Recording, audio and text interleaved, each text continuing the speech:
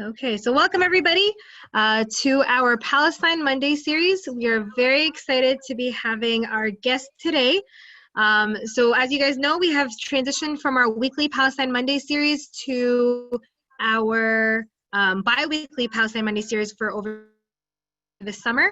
We're very excited to be having Professor Lubna Khatami with us today to discuss what does normalization mean. And we hope that you are able to tune in to our future Palestine Monday series. Our next one will be 2 weeks from today. In addition to Palestine Mondays, we have a couple of other series that we are continuing, such as How to Tuesdays, Workshop Wednesdays, and other series that we're doing more on a monthly basis. So we also have a full program of our summer program happening both virtually and online, and we invite you all to check them out, including an Arabic conversation class. Please make sure to visit our website at www.paccusa for an update on all of our events. Before we begin, I am not going to show you the census video that I usually do because we're actually revamping it, but I am going to tell you all that it's very, very important for you to make sure you take the census.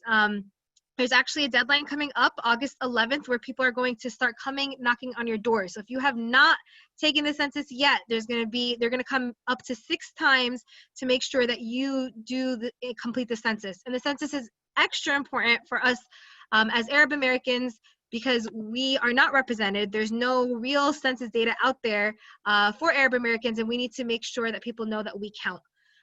So I know a lot of you have already seen our video. I'm going to put the link for the video in the chat, and hopefully next time we have this, we're going to have our updated video for the next time, and also to save on time for now. So please make sure to fill out the census. If you have any questions or need any help filling out the census, please call us at 973-253-6145.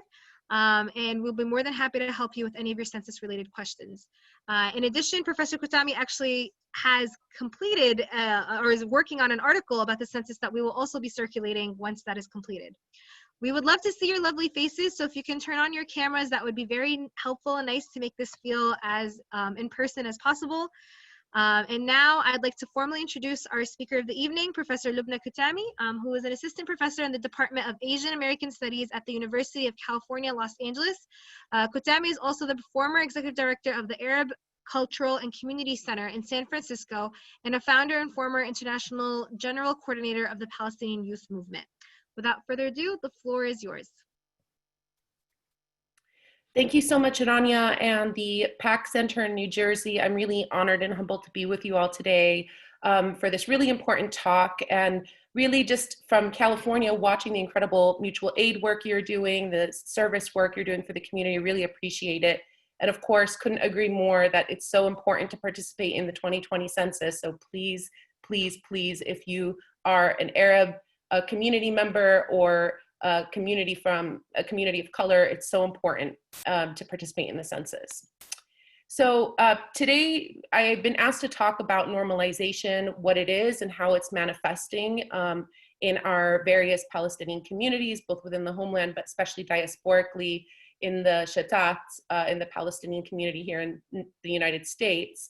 And I just want to start with a very kind of defined definition for normalization.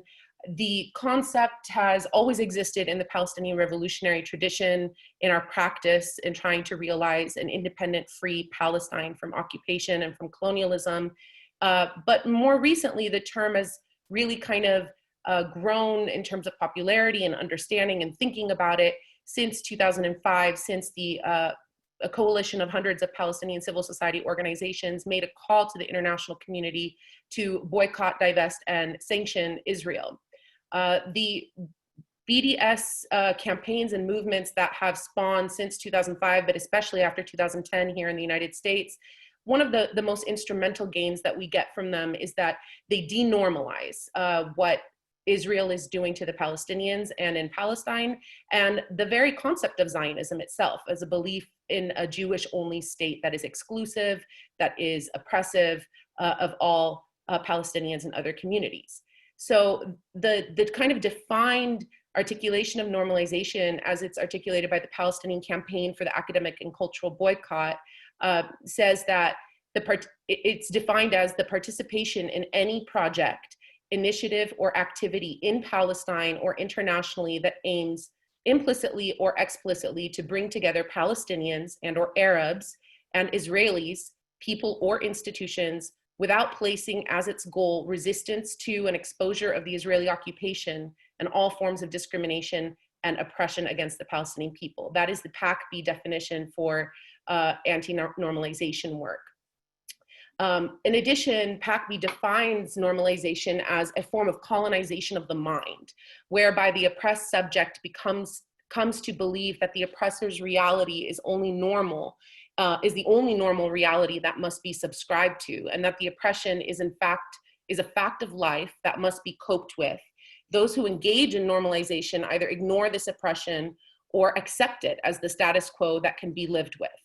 And again, these are both definitions offered by the Palestinian Campaign for the Academic and Cultural Boycott of Israel.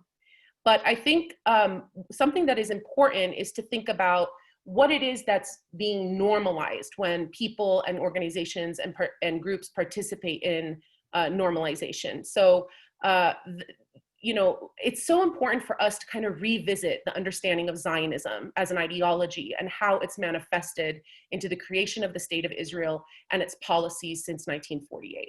The first thing that's really important is revisiting the history of Zionism and its manifestation in Palestine previous to 1948. And so one of the first ways that that early Zionists were making way for the creation of the new state was through a disposability of Palestinian labor. So Zionist organizations were coming to Palestine, purchasing large swaths of land and prohibiting Palestinian Arab workers from working within that land. So that first element of Palestinian labor disposability was the first kind of tenet to that Zionist project. Of course, by 1948, through the events in 1948, the Palestinian Nakba, the catastrophe, the forced removal of Palestinians from their land, the uprooting of over 800,000 Palestinians and their dispersal to different corners of the world, as well as many more internally displaced. But Zionism also includes the decimation of any physical traces of Palestinians in the land. So any historical architecture, libraries, homes, institutions, the complete destruction of our landscapes in our historic homeland. In addition, the erasure of Palestine from world maps and the historic record. So we all are familiar with very typical Zionist slogans that say a land for a people without a land, that they arrived to Palestine, it was an empty land and they made the desert bloom, right? That there was no such thing as a Palestinian, there's no such thing as Palestine. So that kind of erasing of Palestinians from world consciousness, from historical archives, as well as, you know, that kind of driving logic in Zionism also drove the attacks of Israeli state forces to Palestinian archives, looting of Palestinian archives throughout history, and burning and destruction of Palestinian archives.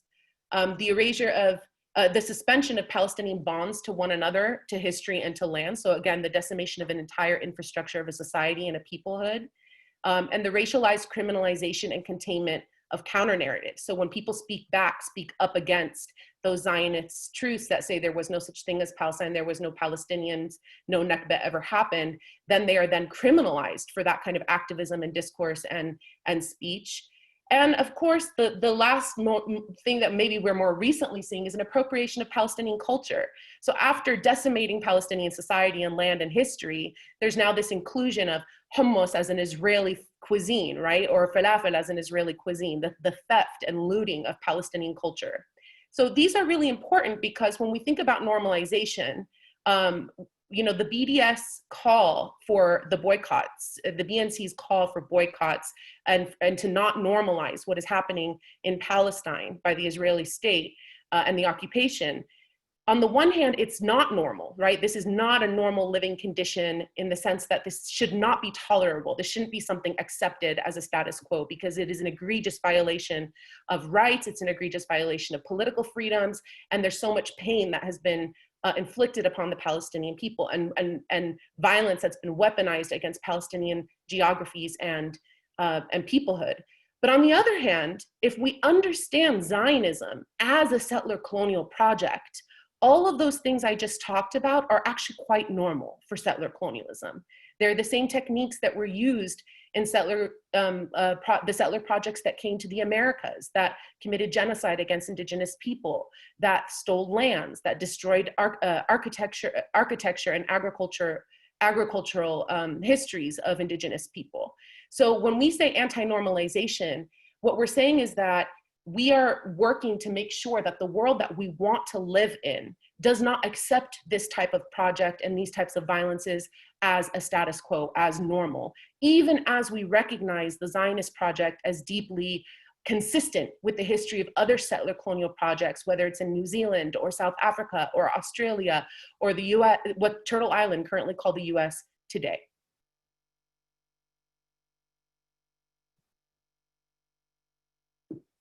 Shall I just proceed, Rania? Is that okay? Yes, you can keep going. Yeah, Okay. sorry. I thought wasn't sure if it was a freeze or if you stopped. Yes, you can keep going. Okay, great.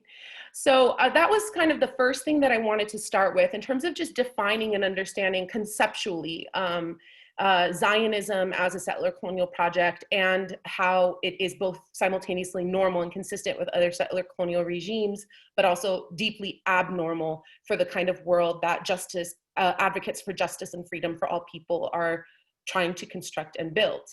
The next thing I want to talk about is how does normalization manifest itself on a personal or individual level?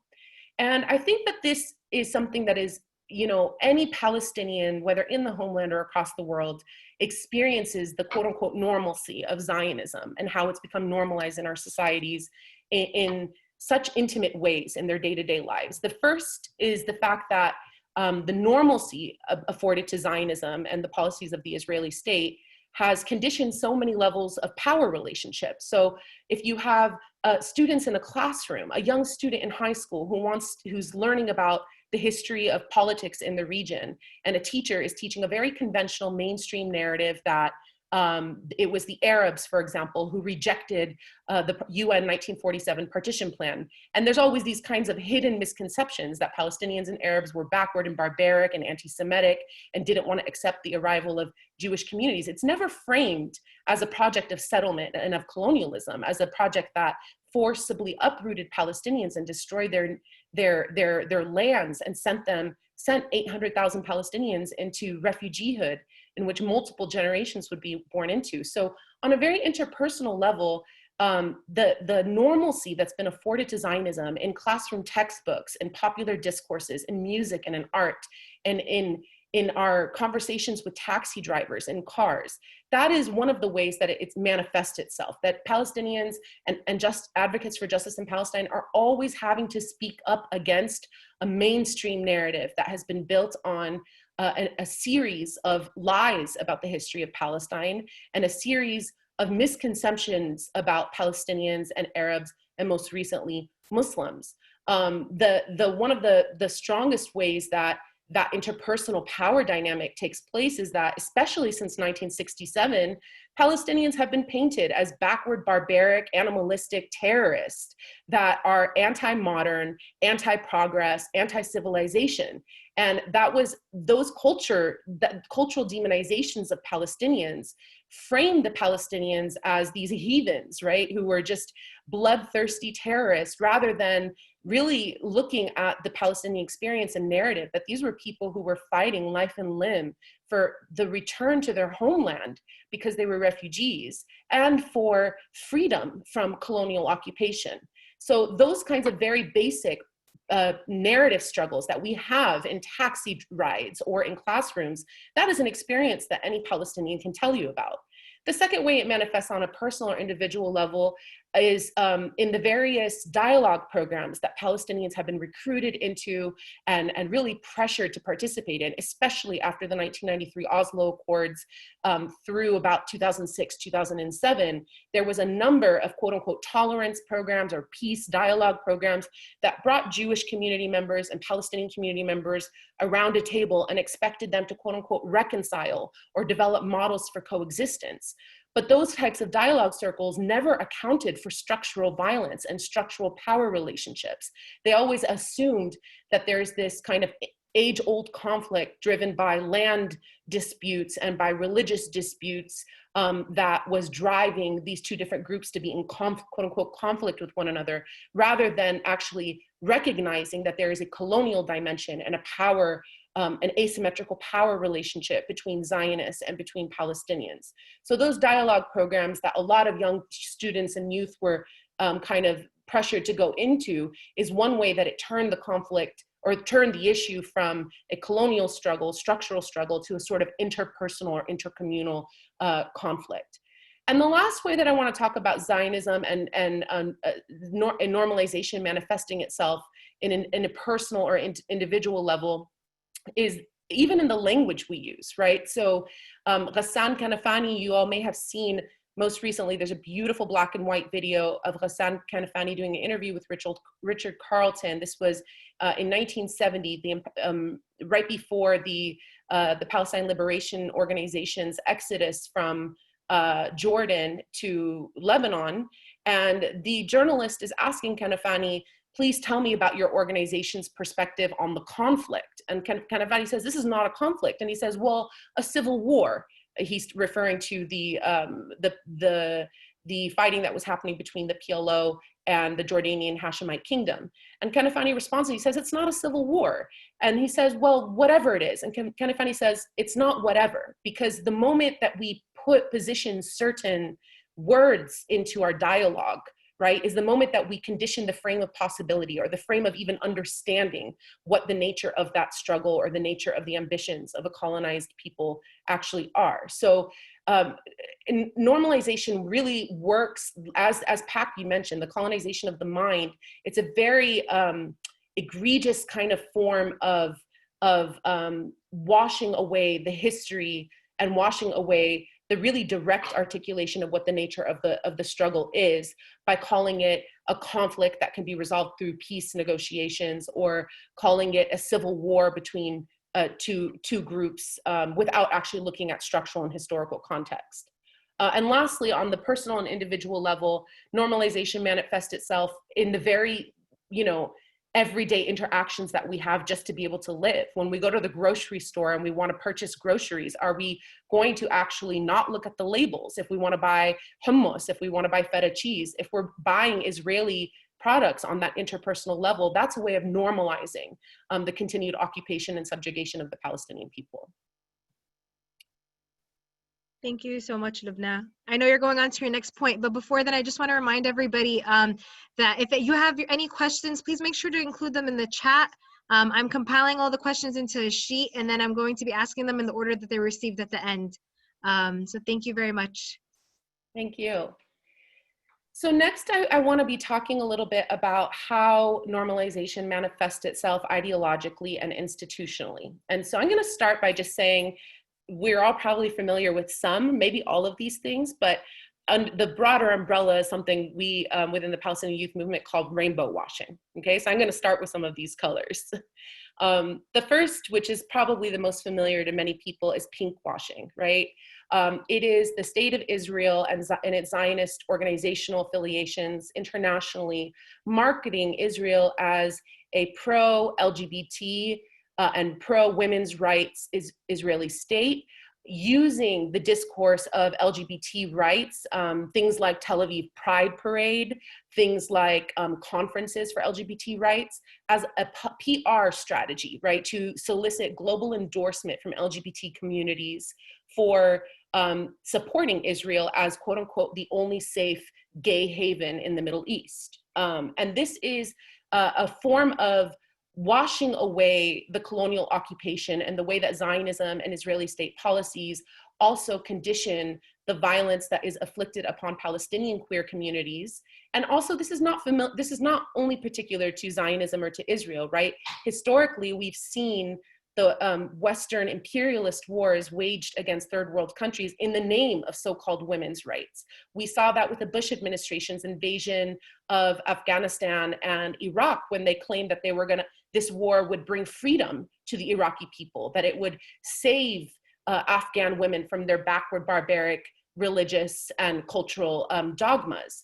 And so I think these kinds of discourses and these types of conferences and programs that promote, quote unquote, women or LGBTQ rights are a PR strategy that is aimed at pinkwashing over colonial occupation. And there's a number of Palestinian queer and women's rights organizations who have spoken out against this form of pinkwashing, including Al-Qaws, among many more. The second is red washing. This is the claims by Zionists that their right to live in Palestine derives from a historical right of them being the indigenous inhabitants of the land. And this is part of the way that Zionists have claimed their right to, quote unquote, return to Palestine in 1948, mostly European Jews who were coming to Palestine. There were Palestinian Jews who were part of the Palestinian society, but I'm specifically talking about European Jews and Zionist allies of European Jews who claimed that this was the rightful return of Jewish people to their historic homeland from which they're indigenous. And this PR discourse results in many organizational initiatives meant to build Native American or indigenous community endorsement for the state of Israel and endorsement for the Zionist struggle more broadly. The third is is Black, right? The Zionist appropriation of Black Jews, such as Ethiopian Jews, using them as poster children to show the quote unquote diversity of the Israeli state, to showcase the pro-equality, anti-racist, quote unquote, nature of liberal Zionism that includes a diversity of different kind of racial and ethnic communities under the banner of Israel. And this also manifests organizationally in the many organizational initiatives that try to recruit young Black organizers, for example, in the United States, to come on free, all expenses paid trips to Israel and have them have meet and greet organizational meetings with, for example, Tel Aviv's Black Lives Matter movement, right? Meanwhile, what's being totally erased from the storyline is the occupation, subjugation, and dispossession of the Palestinians, in addition to the community of Black Palestinians who have long been a part of the fabric of Palestinian society. The fourth is brown. So again, this is very similar to the black washing, the brown washing, which is trying to solicit increased support from immigrant communities, from people, non-Black people of color, non-Black, non-Indigenous people of color, hosting a range. This is especially an issue right now of the Israeli state hosting a number of free, all expenses paid delegations to Israel that presents a very specific Zionist narrative, does not show the occupied Palestinian territories, does not allow delegates to meet with Palestinians, and it's specifically concentrating on people of color, Indigenous and Black communities, because Palestinians have received so much endorsement for our struggle from these communities, and because there's such serious parallels of power and pain that these communities share with each other. So trying to sort of flip that narrative. These PR campaigns and their organizational manifestations try to get a buy-in into Zionism and the Israeli state from communities whose own humanity has been elided by colonialism and dispossession and so forth. The fifth is greenwashing.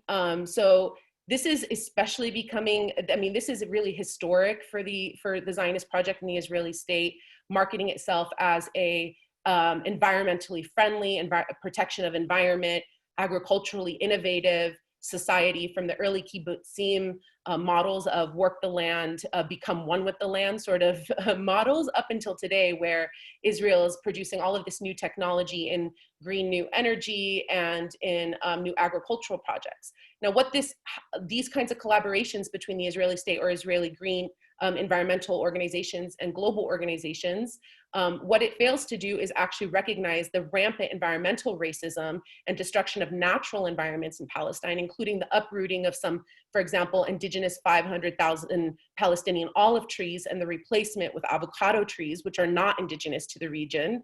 So the sort of environmental degradation that's happening to Palestinian society and land then being covered up by marketing itself as an environmentally friendly project. And I think that this is a really a place that we should really concentrate on our anti-normalization organizing, because, for example, in the very moment that the University of California, Davis, their student body had passed a resolution for boycott, divestment, and sanctions of Israel, their student body, the organization signed a brand new deal in 2017 with the Israeli state that would allow Israel to teach UC Davis how to grow its environmental protection advancement programs.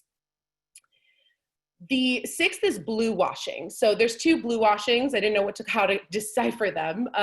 This one is particularly about Israel using its humanitarian services in order to normalize intelligence operations in the region and in the globe, and to cover up violations of human rights, especially refugee rights of Palestinians, by advocating and supporting, for example, victims of natural disasters in Haiti or in Puerto Rico. The Israeli state had some of the first delegations on the ground there, offering support and relief services, and also even offering refugee support services in response to war and displacement from the region and globally. So for example, the Israeli state and its institutions are one of the largest players in refugee support aid industries, whether it's in the Mediterranean area or across Europe and the United States. And one of the reasons that the Israeli state is so involved in this, I mean, think about the irony, right? Like, so the destabilization that Israel has done to the region more broadly, for example, its role in producing such a fractured region right now with the Syrian war unfolding, Israel's really grown as a monopoly refugee agency in servicing Syrian refugee communities. So much to the fact that it established a multi-faith international coalition comprised of civil society organizations that it states very clearly on its website that its main goal is to use refugee services offered by the Israeli state to normalize relationships between Israel and Arab communities across the region. And one of the ways that this refugee support or humanitarian aid work ends up lending itself to the Israeli state acquiring more intelligence gathering in the region is that it creates new access for Israel. So right now, for example, these Israeli civil society organizations and Israeli state organizations are collaborating on building a hospital in the Syrian Golan Heights. So this is something, for example, that is a main form of normalization, meanwhile obscuring the violence, human rights violations, and violence inflicted upon Palestinians. Then we also have silver washing. This is the Israeli state and Zionist forces globally attempting to derail the conversation about violences by Israel by deferring to the technological advancement and knowledge production coming out of Israeli tech industries, universities, and government. This is really perhaps one of the most egregious forms of normalizing Israeli violations and Zionist violence, because it says all of these things that are happening to the Palestinians, they're not something that we can consider right now because our main tech provider, our main research agency providing these advancements in tech advancements are Zionists and are Israeli. So whenever we, for example, are involved in grassroots BDS initiatives, one of the things that Zionists come to us and say is, how can you be supportive of BDS initiatives? Do you have an iPhone? Do you have a Mac laptop? Well, that technology was developed in Israel, right? But what is the cost of the development of that technological capacity? There's been a huge campaign, for example, against Microsoft for developing the technology on facial recognition by using it upon Palestinian bodies, like facial recognition as a form of surveillance for a community of people who have been illegally occupied and whose lives are shattered by checkpoints and surveillance outposts and roadblocks. So yeah, so this is definitely something that is a main form of normalization that continues to grow and that various BDS campaigns continue to target.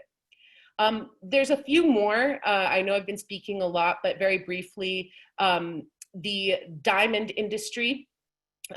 Israel holds an almost complete monopoly on diamonds, and most of these diamonds are blood diamonds from various parts of the African continent. So they're making this, insurmountable profit, not just on the subjugation and violence inflicted upon Palestinians or Arabs in the broader region, but also upon the lives of people from other third world countries, and then developing these extractive blood diamond industries, holding a monopoly on it worldwide.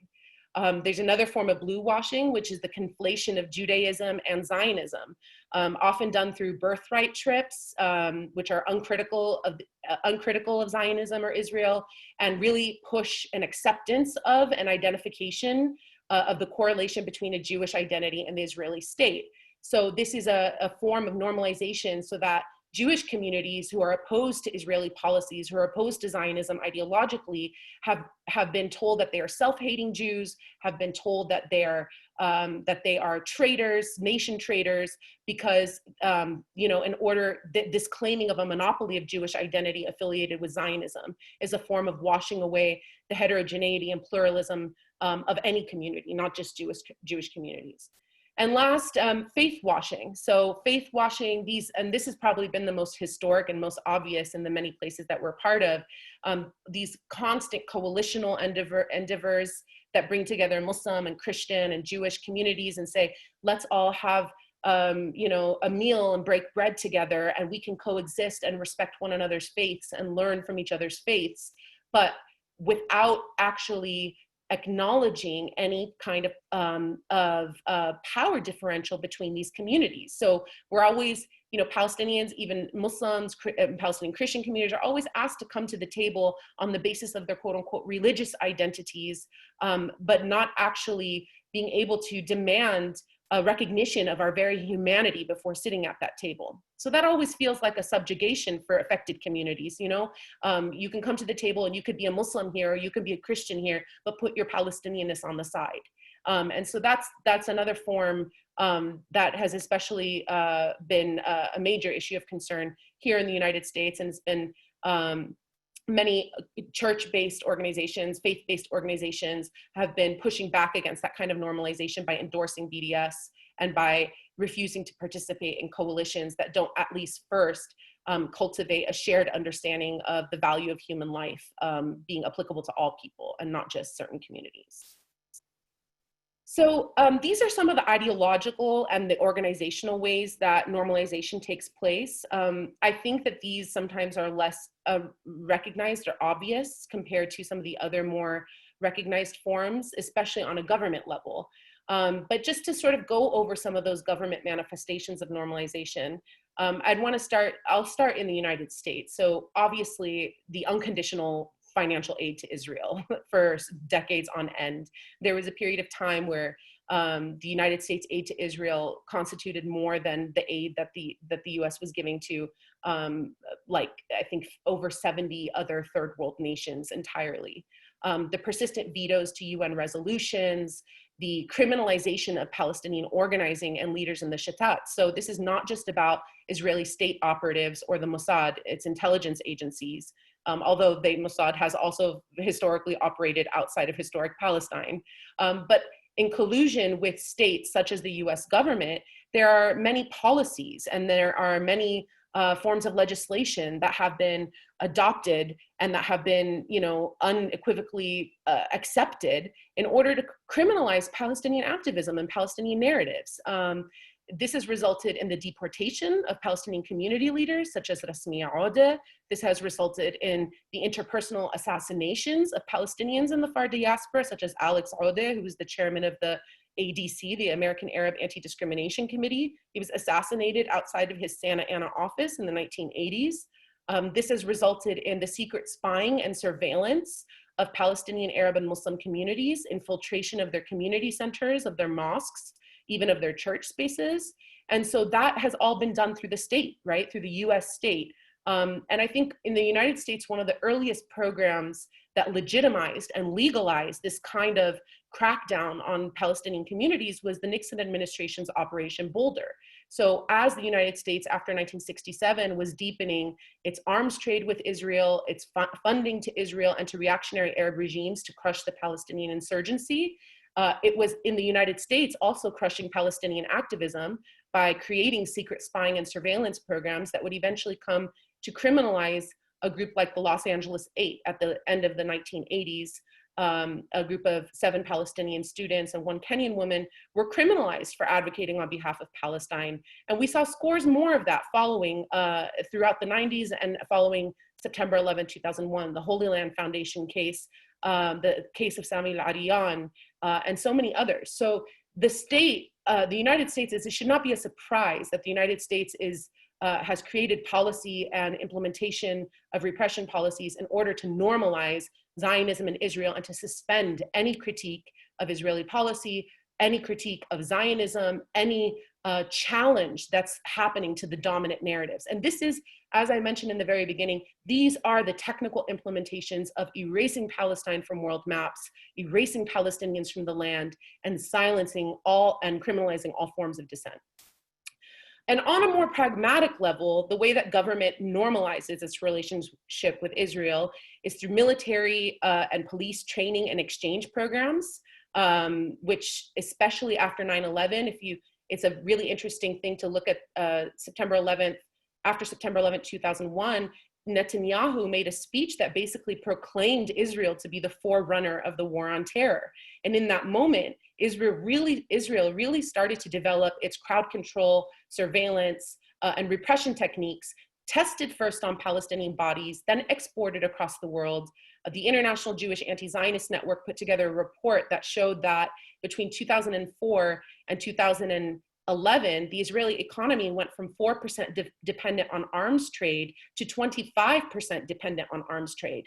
So in every incursion and attack the Israeli state is using against Palestinians, including the 2009 attack on the Gaza Strip, it then takes those surplus weapons and those new tested surveillance and weapons techniques and materials and sells them to repressive regimes, whether it's India or Brazil or the United States. And so that is a real way that the Israeli state has normalized itself on a government to government level.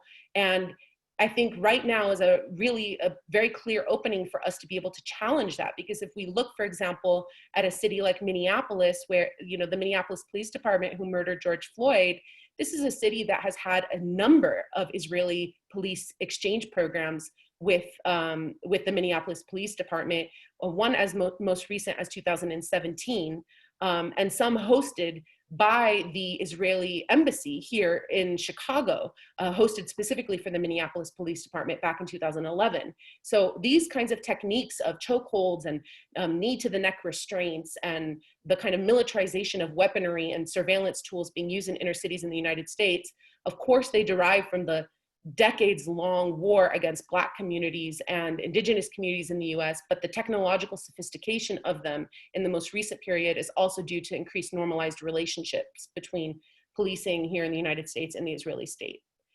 And of course, on the last level, on the government level, the exceptions that are afforded to its citizens in the United States based on dual loyalties. So we have Israeli citizens who also are US citizen holders who have served in the Israeli military and who have come back to the United States after a number of murders that they've conducted against Palestinians, after a number of human rights violations, and there's no interrogation about their participation in these kinds of crimes against humanity in service of another nation's military. So I want to talk a little bit about what makes anti-normalization organizing so hard in this current context, and this connects to the other forms of government relationships with Zionism and with the Israeli state, normalized relationships. The first, which we can't avoid, is that Arab states have normalized their relationship with Israel as a state for a very long time, and these took place through reconciliation and peace agreements, whether it was Camp David, and then it was eventually extended formally to Palestinians in 1993, the PLO, when they sat down at a table with the Israeli state and said in 1993, we are going to surrender our movement, surrender our resistance movement in exchange for a state, for your promise, the Zionist colonial occupying promise of a state. It was perhaps, we're not going to get into Oslo right now, but I'm sure we all have a lot to say about that. But one of the things that makes anti-normalization work so hard right now is that we are all calling for isolating Israel until it's held accountable. We are all calling for denormalizing Zionism as a given accepted ideology Meanwhile, we have Arab leaders and Palestinian leaders that not only have recognized Israel, but are colluding with Israel in border expansion and diplomatic, economic, and political coordination, and are actually especially coordinating with Israel on security matters, which are suppressing, whether it's Arab states or the Palestinian Authority itself, suppressing political movements of dissent from rising up against this colonial condition and this colonial force. So this is one thing that has made the paradox of anti-normalization work among Palestinian communities very difficult. The second is that there's this entrenched economic system in Palestine that prohibits a sovereign Palestinian national economy. So anti-normalization is always contextual, right? In Palestine, Palestinians don't always have the option to boycott Israel because their very daily lives, the bureaucracy of their lives, sometimes is, depending on where they live, is conditioned by the Israeli state, is conditioned by the Israeli occupying colonial apparatus. So what we might be able to resist in collaboration in the far diaspora is not something, for example, our family members in Palestine can do. Then the other thing, which I've already alluded to, is the Zionist repression and criminalization campaigns, especially in the far diaspora. So in the United States, for example, we've seen a growing movement of students rising up against Zionism, or interrogating Zionism ideologically and rising up against Israeli policies through campaigns for boycott, divestment, and sanctions. And what this has resulted in is excruciating backlash that has been well-funded by Zionist organizations globally, with collusion with US state forces, where there's smear campaigns, slander campaigns, threats of young students not being able to find a job or being fired from their jobs, stalking campaigns, even things extend in the more extreme circumstances, actual physical harm and threats of sexual violence. So these repression campaigns, which are well-oiled, well-funded, and well-coordinated, are making anti-normalization work very, very challenging. The last couple things is that rainbow washing takes place globally and across fields. So it's really hard to separate oneself from these industries. I was speaking to a friend of mine, for example, who is Palestinian, and she was feeling so uncomfortable because her boss asked her to coordinate a discussion with a women's tech organization in Israel. She works for a woman of color tech organization here. And her boss said, we want you to coordinate this conversation with them because perhaps they can do a collaboration on a women in tech conference next year and cover the cost. And this organization in Tel Aviv agreed to cover the cost of this organization, of this conference. And she felt really stuck because this was her job on the line. This was her boss telling her to do something, but she personally is endorsing BDS. So the main way that she was able to bring it up is to really share information about these global efforts and campaigns for boycott, divestment, and sanctions, and talk about how there's a rising tide of people that are saying we cannot normalize these kinds of violences against Palestinian people.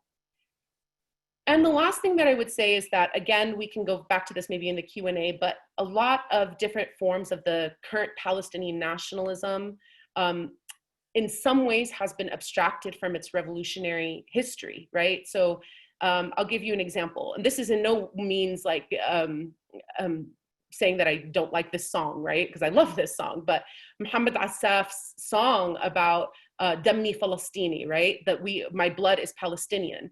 When this is a major different articulation of our struggle than our historic struggle when we were talking about a revolution against a colonial system. So sometimes when we talk about Palestinian identity, Palestinian culture, when we try to remove the political insurgency, the political necessity of what we have to do to preserve life and land from those different iterations of Palestinian culture, it jeopardizes us into slipping into normalization, which says that we can be Palestinian and also sit at the table with a Zionist who doesn't even recognize our humanity. Okay, and I'm gonna close up. I know I've spoken longer than I am supposed to, so I'll close up by just talking about a few ideas about how we can engage in supporting Palestine work without falling into normalization practices.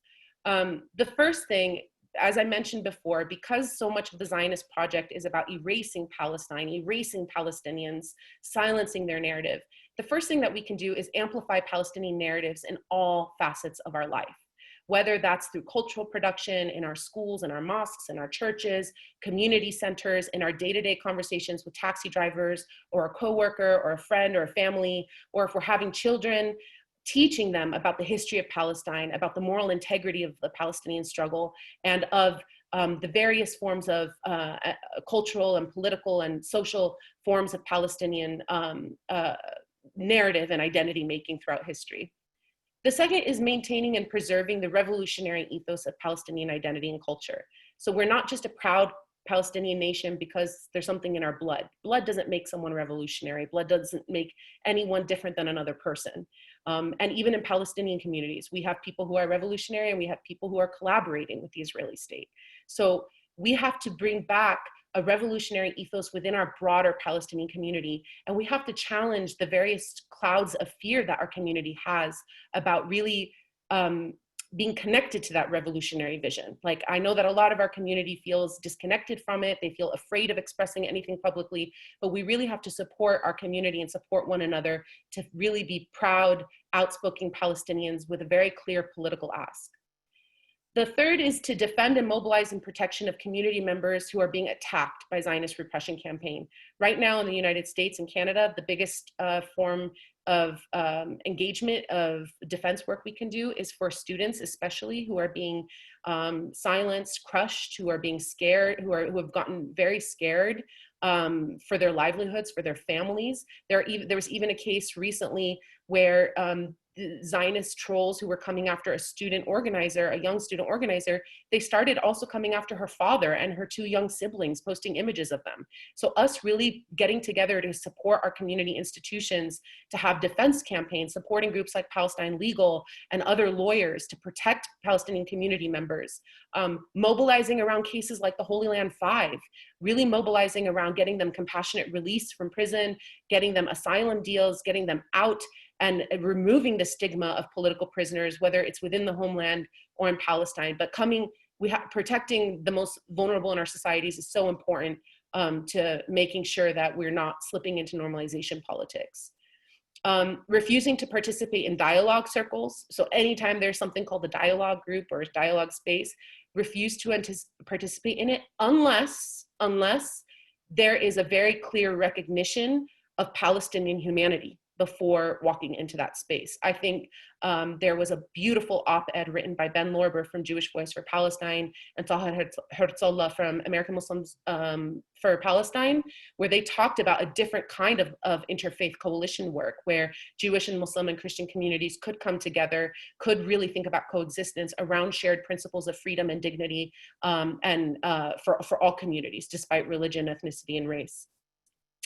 Challenging rainbow washing initiatives, both their ideological merit and their organizational forms everywhere in our fields, in our professions, but especially through boycott, divestment, and sanctions campaigns. So one example in terms of like an actual organizational manifestation or government manifestation of rainbow washing is the silver washing, the tech washing. We realized back, I think 10 years ago, that the San Francisco Board of Supervisors had signed, or maybe it was the mayor, had signed a sister city agreement with Haifa based on the municipality over there to teach San Francisco how to develop its tech industry and how to develop its emergency preparedness. But these kinds of sister city agreements between municipalities normalize the fact that Zionism and the Israeli state is built off of the destruction of an entire people, their continued dispossession and their continued occupation.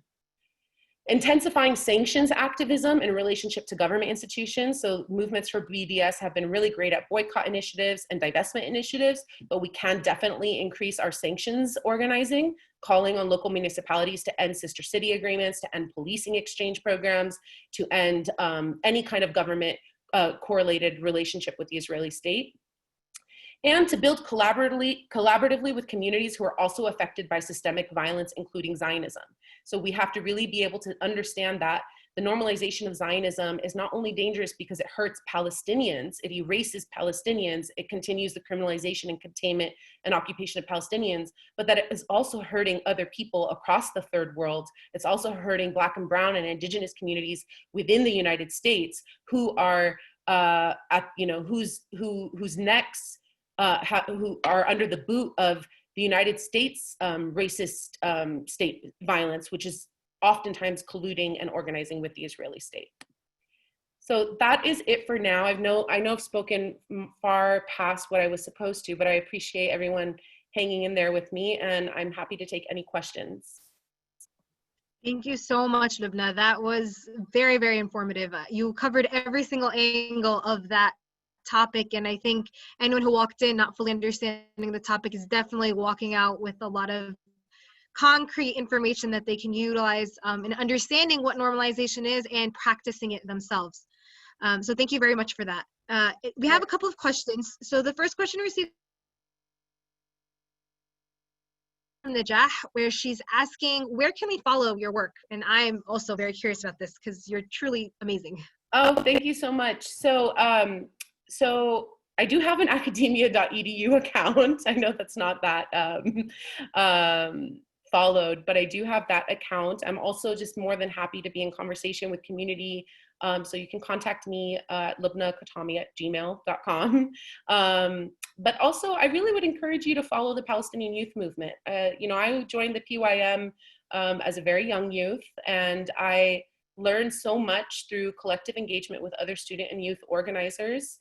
And I think that PYM really embodies a lot of the things that I believe, and I embody a lot of the things that PYM believes. So I think supporting groups like Palestinian Youth Movement would be really a wonderful way to get engaged and to follow some of these great, important topics around normalization. Thank you. In PYM, we actually featured them a couple of weeks back in our Palestine Monday with Mohammed. So if anyone would like to rewatch that, I believe it's on YouTube now, and it's definitely on Facebook. So please make sure to check that out. And we also love PYM, and I'm looking forward to having a New Jersey chapter soon. Inshallah. So Nafis, inshallah. So Nafis asks, we keep talking about Israel as a colonialist state. Colonization was always an established country claiming new territories. Israel's an occupation looking to create a new country rather than an established country claiming new territories. So my question is, how much can we use the history of colonization to address and develop the narrative of what's happening in Palestine today? I think this is a really great question, Nafis. Thank you for it. I think there is a wonderful essay by Dr. Fayez Sayegh, written in 1965 called Zionist Colonialism of Palestine. And I think he definitely alluded to the distinctions between the Zionist project and other settler colonial enterprises, because in the context of other settler colonial enterprises, they always committed genocide against indigenous communities, stole their lands, decimated their societies, but in the final instance declared their independence from the mother nation that they were born out of, right? Whereas in Zionism's case, it was measuring or developing or constructing its new national identity, not against a mother host country that had sent them into colonization, but against really vague ideals of, for example, the transition between the figure or the image of the subjugated Jewish person prior to 1948 and the powerful, mighty, new Jewish nationalism that was redeeming its history through the colonization of Palestine.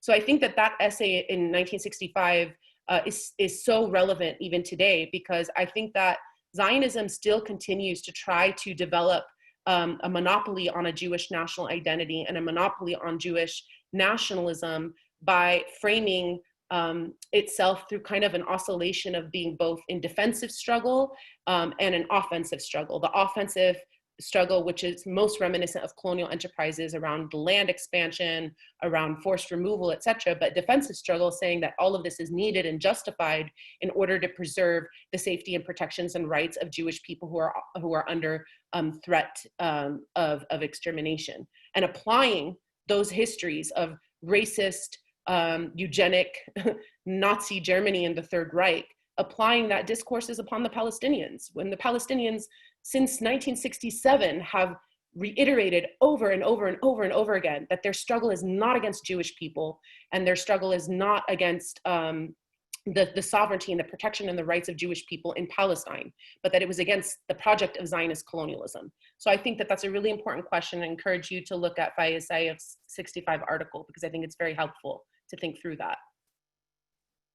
Thank you very much. The next question is from Haneen, and she's asking if you can reshare the name of the article by Palestine for American Muslims for Palestine and JVP, Jewish Voice for Peace. I can't remember it off the top of my head, but it was written by Ben Lorber and Tahir Herzallah.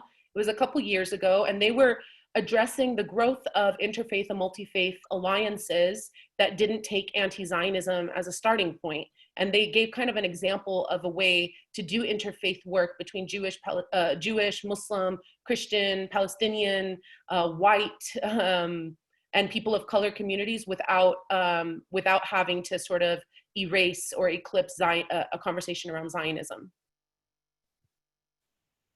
I think I may have found it. If I found it, oh, yep, Ben found it. Thanks, Ben. Yeah, it's on Al Jazeera. Okay, I think it's a very important article to read because I think especially any college students, you can easily fall into that trap, not knowing or fully understanding how to navigate that. So thank you very much for that resource and going into that in the first place. Please also ask another question. Could you go over again, what does red washing mean? Yes. So this is the claims by Zionists that they are indigenous to the region, that this is their historic homeland, that they were expelled from it centuries ago. They're making their rightful return to their indigenous lands. And that talking point, it's very confusing because on the one hand, people who understand colonialism hear that talking point, that there's this religious right to return to your historic holy homeland. And that sounds a lot like the logics of manifest destiny, which was the ideologies that gave settlers in the United States this understanding that they had a God-given right to settle the land here and expand westward. But Zionists somehow claim that particular right of return to their historic homeland as a way to build bridges with other indigenous communities who have been subjects of settler colonialism. So it's very confusing because when their PR machines approach indigenous nations across the world, they say, we understand your struggle as a minority community, as an indigenous community, as a people connected with your historic homelands, and we want to build collaboration and recognition agreements and peace treaties between your indigenous nation and the Israeli state. And in the United States, for example, there are a number of indigenous nations who historically have always worked with the Palestinians, who will say, that movements like the American Indian movement and the PLO had long established intimate relationships because they were bound by an internationalist ethos against capitalism and colonialism and racism and these sorts of things. But there are other indigenous nations and groups that will affiliate more strongly with Zionism because Zionism is marketing itself as an indigenous struggle. So it's kind of a complicated thing. And Nadia Tannous, who works within the Palestinian youth movement, she's really been exploring this, as well as many other communities, Palestinian scholars and activists who've been exploring settler colonialism and indigeneity. More recently also, within the last decade, this has become more clearly discussed, even though it's always been something engaged by Palestinian thinkers and organizers. Thank you very much, Lubna. Sorry, did I cut you off? No, that was it. I apologize. The internet is lagging a little bit, so I apologize for that. So our last question comes from Kate, specifically covering the content that we're discussing in the Zoom session. If yes, can you please put it on academia or provide the citation? If not, would you be able to write it and publish it? Yeah. Well, if there's an interest, I will give it a shot. I do feel like a lot of the stuff that I mentioned is kind of a conglomeration of things that have been put out there by many other people before me. I do have an essay with Omar Zaza called The War of Words, and that addresses the importance of sticking true to some of the historic Palestinian terms and words so that we don't risk slipping into normalization. So that's something that maybe could be helpful on a discursive or sort of language level around normalization. I would definitely encourage a strong following of the Boycott National Council for understanding what kind of projects and products and companies and organizations there are campaigns mobilized against for normalization. There are a lot of the Palestinian academic and cultural campaign for the boycott of Israel. They are PACB. They've produced a lot of materials. US ACB, which is the US branch of that, has produced a lot of material, and a lot of the scholars within US ACB have individually written about normalization in various facets. I'm sorry, I feel like I'm not doing justice for this. I know so many people have written about this historically, and like they're not coming to my mind right now, but if I do have some time to think about them, I can send them to you, Rania, and you can share with our guests today. Sounds great. No, you're doing wonderfully. Thank you very much. So we actually received the last question.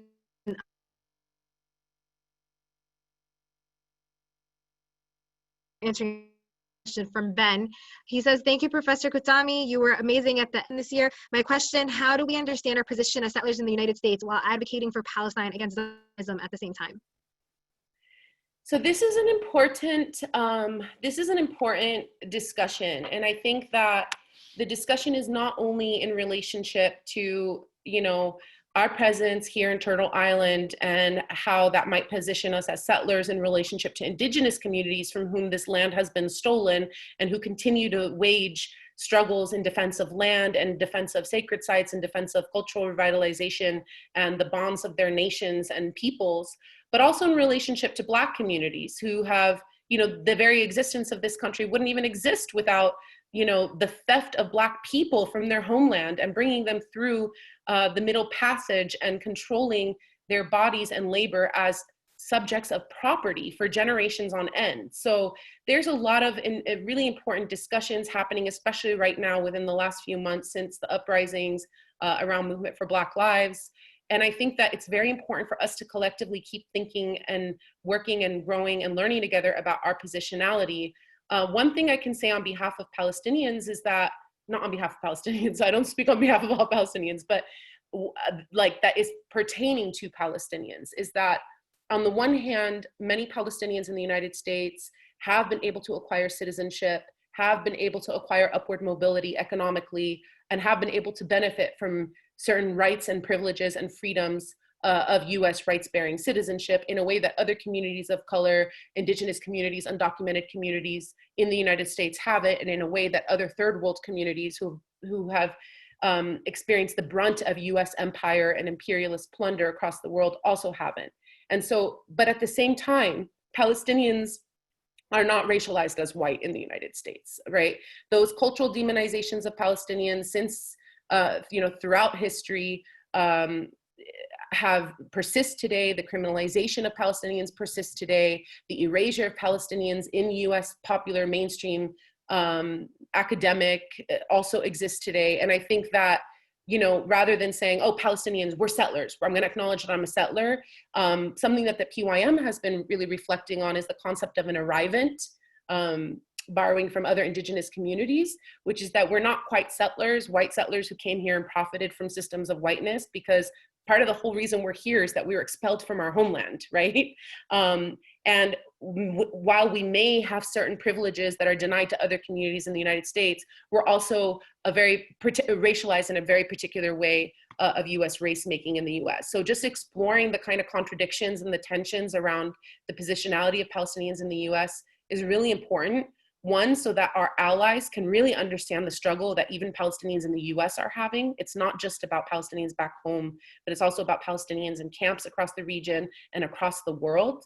And two, so that Palestinians can understand our contributions and our loyalties and our commitments to the struggle of other oppressed people here in the United States and not collude implicitly or explicitly in their subjugation. Absolutely. Thank you so much, Dr. Lubna Kutami. It was an absolute pleasure and honor to be hosting you today for our Palestine Monday series.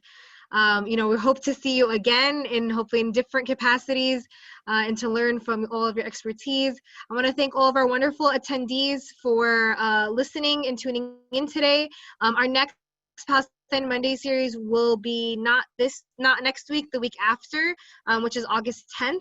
We ask you all to join us. I'll also be sending out a reminder email. Please also do not forget, if you have not yet completed the census, it is very important for you to complete the census at your earliest convenience. And we also challenge you to check in with 5 other people to see if they have completed the census as well. So please make sure that you, your loved ones, your friends, everyone you know, and everyone on your contact list has completed the census. These webinars are brought to you by PAC. Don't forget to see a full list of all of our upcoming events and to donate to keep these programmings going by visiting www.paccusa.org. We hope to see you in our future webinars. And once again, I'd like to thank Dr. Khatami for her time and Thank you so much for having me and for everyone for joining. Thank you. Thank you all. Have a wonderful night. شكرا.